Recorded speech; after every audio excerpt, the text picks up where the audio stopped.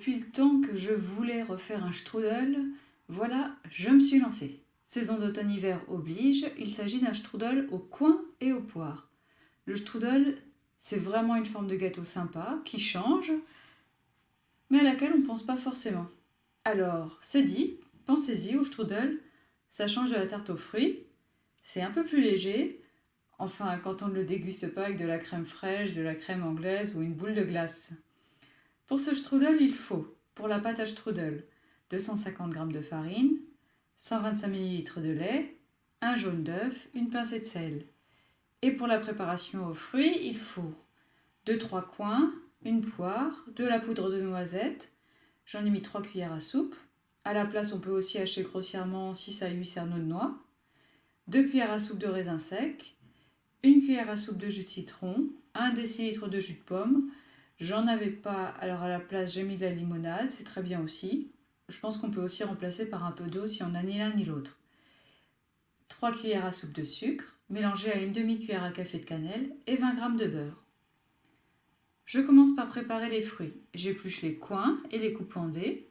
Je les dépose dans une casserole avec 2 cuillères à soupe de sucre et la limonade.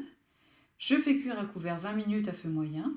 Si tout le liquide n'est pas évaporé au bout de 20 minutes, on peut poursuivre la cuisson quelques minutes sans couvercle. Les fruits doivent être encore un peu fermes. J'arrose de jus de citron, je mélange et je laisse refroidir. Je prépare maintenant la pâte en mélangeant les ingrédients et en pétrissant. On doit obtenir une pâte souple et élastique.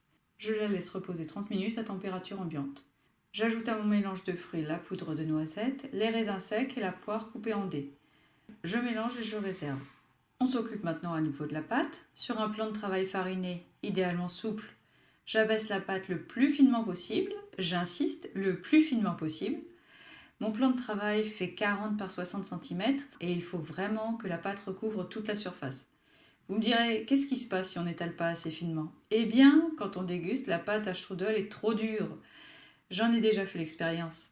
Par flemme, j'avais étendu la pâte sur une surface plus petite, comme vous le voyez dans l'encadré, et la pâte à strudel était vraiment trop dure à la dégustation. Pour étaler facilement, on doit aussi veiller à ce qu'il y ait toujours un peu de farine entre la pâte et le plan de travail, afin que la pâte n'y colle pas. Il faut donc soulever la pâte régulièrement, par moitié, pour repasser un peu de farine en dessous. Voilà, la pâte est à présent bien étalée.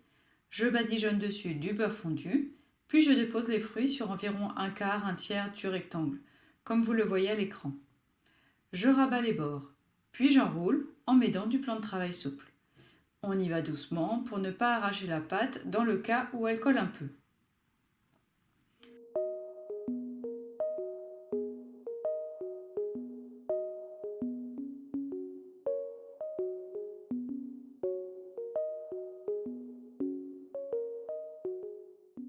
Je dispose le strudel soudure en dessous, je rabats la pâte aux deux extrémités, je transfère le strudel sur une plaque qui va au four. Je le badigeonne avec le reste de beurre et j'enfourne pour 25 minutes à 200 degrés. À la sortie du four, on peut saupoudrer le strudel avec le reste de sucre et la cannelle. Le strudel se déguste plutôt chaud ou tiède.